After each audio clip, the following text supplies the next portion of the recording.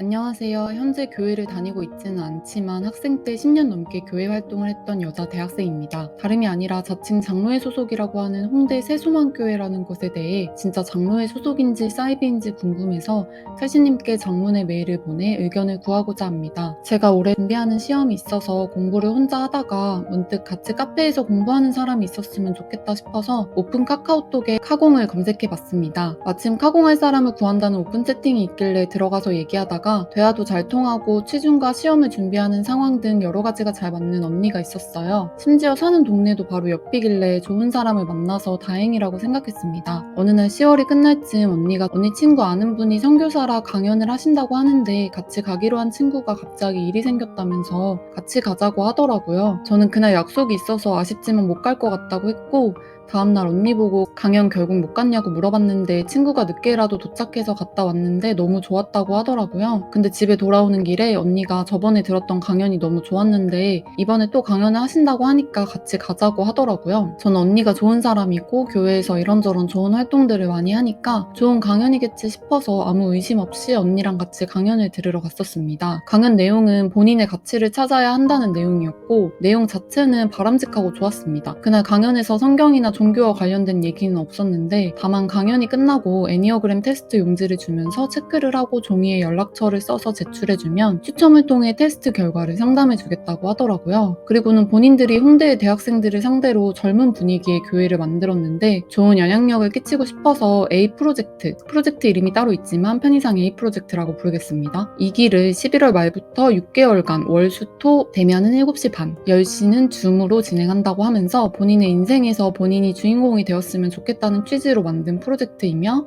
1기가 성공적으로 끝나고 2기를 진행하는데 참가자들이 괜찮은 사람인지 알기 위해 면접을 진행한다고 했습니다. 또한 진행은 세계 최고의 베스트셀러인 성경으로 진행할 것이라고 하면서 꼭 참여해서 자기 자신의 가치를 찾았으면 좋겠다고 하더라고요. 근데 이 과정에서 이 프로젝트가 아직 창설된 지 얼마 안 돼서 보안 유지를 해달라고 했습니다. 근데 저는 이 순간부터 뭔가 이상함을 느꼈어요. 일단 애니어그램 테스트 같은 아무것도 아닌 테스트를 자신들이 전문가인 것처럼 말하면서 손심 쓰듯이 해준다는 것도 이상했고 성경으로 진행하는데 왜 주변에는 말을 못하게 하며 기독교 신앙생활을 오래 했던 입장에서 너무나도 이해가 안 가는 게 많았습니다. 그래도 그날 강연 자체는 유익했기에 저는 이때까지 그냥 좋은 영향을 끼치고 싶은 개척 교회인데 아직 시작 단계라 많이 부족한가 보구나 싶었습니다. 그 뒤로 제가 매일 집에서 공부하다 보니 교회도 오랜만에 나가볼까 해서 바로 집 앞에 있는 교회에 갔다 오려 한다고 언니한테 말하니까 언니가 그때 봤던 선교사님 교회 알아봐 줄까 하면서 물어봐 줄 수 있다고 하더라고요. 다다음 주 일요일에는 가능해서 친구에게 물어보겠다고 하길래 알겠다고 하고 같이 교회로 가기로 했습니다. 그러고 나서 자기 친구한테 연락이 왔는데 저희가 강연 갔을 때 애니어그램 테스트 본 거 결과 알려준다고 언제 시간 가능하냐고 물어봤다면서 같이 왔던 친구도 오면 좋을 것 같다고 했대요. 분명히 프로젝트에 참가하고 싶어하는 사람들이 많다고 면접 본다고 들었는데 이렇게 빨리 해준다고 싶어서 또 의구심이 들긴 했지만 그래도 언니 친구분이라 언니가 지인 찬스 썼나 보다 싶었습니다. 그렇게 저희는 다음날 카페에서 카공을 하기 위해 만났는데 언니는 잠시 전화를 받고 오겠다면서 먼저 시키고 있으라고 나가더니 한참 동안 들어오지 않더라고요. 한참 뒤에 언니가 강연 들은 날 그쪽에서 걷어간 프로젝트 신청서와 애니어그램 테스트지를 가져오면서 사실 본인이 선교사님을 지금 만나고 왔는데 그분이 너무 바쁘셔서 대신 자기가 엄청 아끼는 수제자분을 보내주신다고 수제자분 보고 저 위주로 결과풀이를 해달라고 했다고 얘기를 하더라고요. 그래서 제가 언니는 결과 몰라도 괜찮냐고 물어보니까 사실 본인은 조금 전에 만났을 때 선교사님이 조금 봐주셨고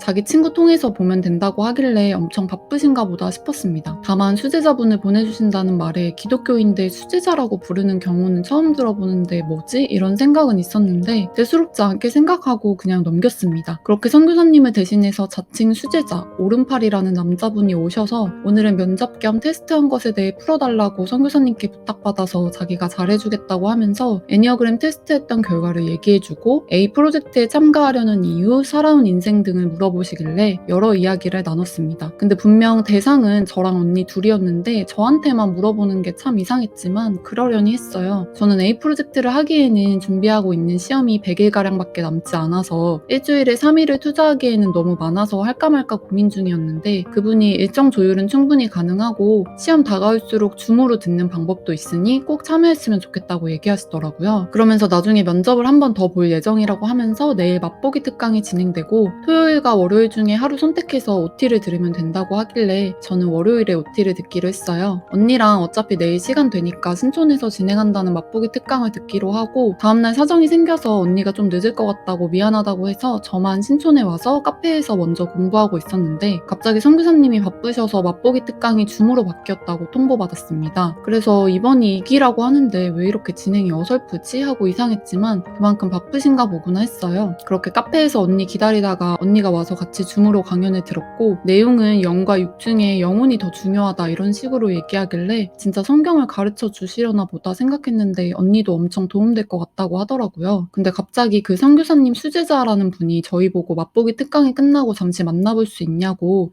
저희가 있는 카페로 오겠다고 하더라고요. 그래서 알겠다고 하고 만났는데 사실 면접은 이미 합격했다는 얘기하러 왔다고 하는데 뭔가 이상했습니다. 면접은 추후 따로 또 본다고 했는데 갑자기 면접은 이미 합격되었다고 하질 않나. 톡으로도 충분히 할 수 있는 말을 왜 굳이 직접 오셔서 하시지? 하는 의문은 있었지만 그래도 그때까지도 별 생각이 없었어요. 그 뒤로 언니가 OT 일정 변경되었다고 연락 왔는데 저도 연락받았냐고 묻길래 거기서도 이상한 게 왜 마치 전부터 서로 아는 사이였던 것처럼 둘만 일정을 주고받고 저한테는 안 알려주는지 그리고 강연 장소나 강연 일정 등을 직접 물어봐야만 그제서야 대답을 해주는 게 참 수상했습니다. 그러고 다음날인 오전에 갑자기 수제자라는 분이 저와 언니랑 본인 이렇게 셋이 포함된 단톡방을 파시더니 갑자기 OT 일정이 변경되었으며 변경 날짜 이틀 중 언제 참석할지 회신 부탁드린다고 하더라고요. 추가로 특강 반응이 좋아서 11월 15일 당일과 11월 18일, 11월 20일에 특강이 진행될 예정이라고 참고하신 뒤 희망하면 얘기해달라고 하더라고요. 저는 너무 이해가 안 갔습니다. 그렇게 프로젝트 지원자가 많고 면접을 봐야 할 정도로 인기 있다면서 면접 합격자 전체가 포함된 단톡 공지방을 파서 공지하면 될 텐데 왜 이렇게 따로따로 공지하는 건지 그리고 왜 계속 일정이 바뀌는지 무슨 당일에 특강이 있다고 알려주는지 등등 이해가 안 갔습니다. 하지만 언니는 긍정적으로 느끼길래 저는 언니와 시간을 많이 보내고 싶은 마음에 당일인 11월 15일 수요일 특강을 참석했어요. 본격적으로 성경을 중심으로 강연을 하셨는데 모인 인원은 저랑 언니 제외하면 끽해봐야 참석자가 10명 내외였습니다. 자기소개 시간을 가지면서 MBTI 등을 물어보는데 뭔가 정보 파악을 위해 물어보는 것 같다는 느낌을 받았어요. 그날 특강에서는 설명을 위해 졸라맨을 그려놓고 성경 구절을 따오면서 비, 바람, 구름, 창수, 반석 위에 지은 집, 모래 위에 지은 집 등을 비유로 풀어줬는데 한 가지 의문이 드는 게 있었어요. 중간에 강연하시면서 얘기하셨던 구름기둥, 불기둥 얘기인데요. 그래도 나름 기독교를 어릴 때 10년 다닌 제가 알기로는 하나님이 밤에는 불기둥으로 낮에는 구름기둥으로 인도해 주셨다는 내용인데 강연에서 가르친 내용은 구름기둥으로 낮에 더위를 막아주고 밤에는 불기둥으로 추위를 막아주셨다고 얘기하는 거예요. 저는 살면서 그런 해석은 처음 들어봤고 인터넷에 쳐봐도 제가 알고 있던 내용이 맞아서 더더욱 의심이 커졌지만 언니가 강연을 매우 만족스러워하는 것 같아서 차마 입 밖으로 꺼내거나 티를 내지는 않았습니다. 그렇게 집에 돌아와서 저는 혼자 생각이 많아졌어요. 아무리 봐도 인기 있다는 프로젝트라기엔 너무 인원이 적고 수상한 게 한두 가지가 아니었습니다. 그래서 단톡방에 맛보기 특강과 OT까지 들어본 후 본인이 참가 여부를 결정할 수 있는지에 대해 물어봤고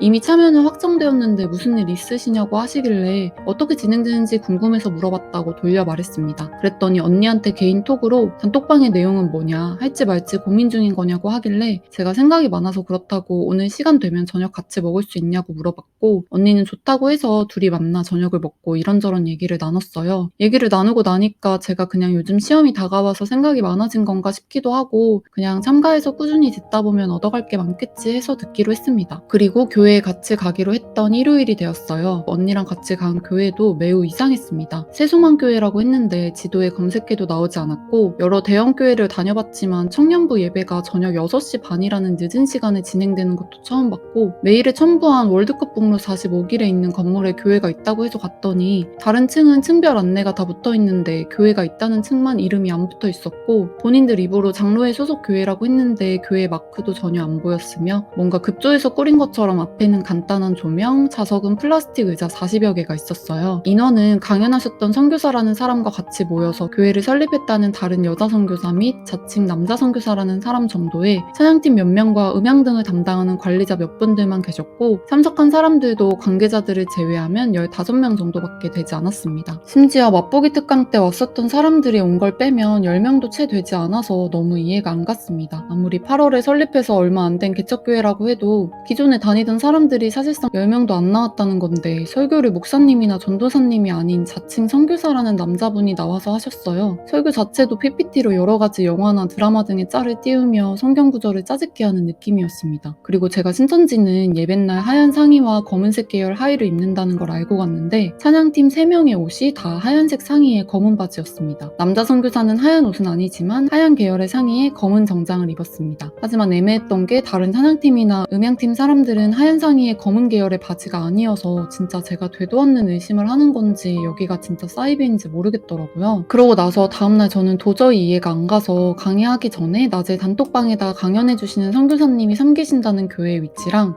정보는 뭐라고 검색해야 나오냐, 세수만교회도 찾아보고 싶은데 정보가 나오지 않아서 두 곳 다 정보를 알고 싶어 여쭤본다고 말씀드렸는데 수제자라는 분이 만나서 이야기해주겠다고 티타임을 갖자고 하더라고요. 저는 그 말을 무시하고 일단 당일 강의는 어디에서 진행되는지 여쭤봤고 신촌 어디 파티룸에서 진행된다고 하더라고요. 당일 교육 장소가 매번 바뀌고 공지해주려고 단톡방을 파놓고도 먼저 안 알려주고 직접 물어봐야 그제서야 알려준다는 점에서 더더욱 의심이 커졌습니다. 그래도 어찌저찌 맛보기 특강을 갔는데 이번에는 영화와 한자를 비유로 들고 한자를 풀어 헤치면서 교육을 하시길래 아, 사이비가 맞구나 생각이 들었습니다. 그래서 교육 내내 인상을 쓰고 있었는데 강연이 끝나고 갑자기 강연하신 선교사분이 수제자님 대신 저희를 만나봐도 괜찮겠냐 묻더라고요. 거기서 저는 아, 이미 이 사람들끼리는 모든 정보를 공유하고 있구나, 자신이 얘기하면 더 의심받을까봐 윗사람 보고 상대하게 하려는 거구나 싶었지만 겉으로는 알겠다고 했습니다. 그래서 강연 끝나고 카페에서 만났는데 선교사님이란 분은 애니어그램 테스트 종이를 보여주면서 무슨 유형이 나왔었냐고 물어보더라고요. 심지어 제가 선교사님이 전에 홍대에서 언니 유형 알아봐주고 가셨지 않냐고 물어보니까 뭔가 서로 말이 합이 안 맞은 것처럼 당황하는 기색을 보이더라고요. 저는 여기서 충격을 먹고 설마 언니까지 신천지였던 건 아니겠지? 제발 아니었으면 좋겠는데 하면서도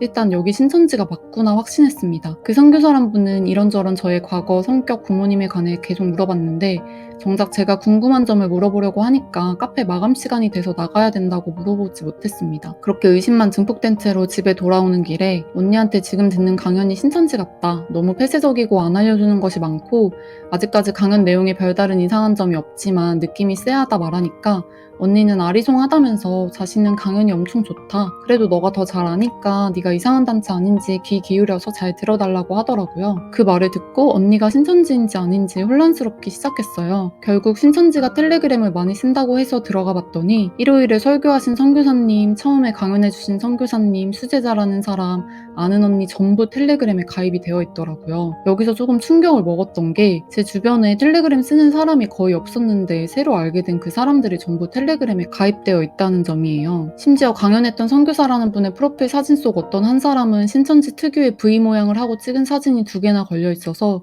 아, 진짜 신천지가 맞구나 싶었습니다. 제가 일부러 텔레그램 이름을 추수합시다로 만들고 신천지인 척 가입했는데 수제자라는 분이 몇 분 만에 저를 차단하더라고요. 또 그 사람 이름 뒤에 새창조라고 붙어있는 게 매우 이해가 안 갔고 느낌이 싸했어요. 다만 언니도 텔레그램에 가입되어 있길래 언니까지 신천지인지 궁금해졌습니다. 그래서 언니한테 텔레그램으로 신도님 포교 활동은 잘 되어 가시나요? 라고 보냈더니 저에게 텔레그램 뭐냐고 무슨 말이냐고 오더라고요. 그래서 저는 언니한테 솔직하게 털어놨습니다. 현재 기독교 신앙생활을 안 하고 있긴 하지만 신천지는 혐오한다. 언니랑 선교사란 분들이 다 텔레그램 최근까지 접속함으로 나오길래 신천지인가 해서 보내봤다. 나는 언니가 신천지로 접근한 게 아니면 좋겠고 신천지가 맞으면 맞다고 얘기해주고 아니면 의심해서 미안하다고 톡을 보냈어요. 그걸 보고 언니는 저에게 그런 거였구나 하면서 근데 카톡은 아무렇지 않게 하다가 텔에서 저런 내용을 보내는 건 너무 서운하다, 내가 아니라고 하면 미더는 주는 거냐고 하더라고요. 저는 이해가 안 갔어요. 제가 전날 분명 거기가 신천지인 것 같다고 얘기도 했고 서운할 수야 있지만 그렇게 보낸 이유를 충분히 설명해줬는데 서운하다에 포커스를 맞추는 게 뭔가 제 탓으로 모든 걸 돌리려는 것처럼 느껴졌습니다. 그래도 저는 언니가 진심으로 신천지가 아니었으면 하는 마음이었어서 오늘 시간 되냐고 물어봤고 만나서 신천지 포교 방법이랑 신천지 탈퇴자 증언 등 여러 유튜브 영상을 언니한테 보여주면서 이래서 이랬다, 서운하게 한 건 미안하다, 하지만 나는 거기가 신천지가 맞다고 확신한다면서 얘기를 했습니다. 언니는 제가 하는 얘기들을 듣고 제가 보여준 영상들을 보더니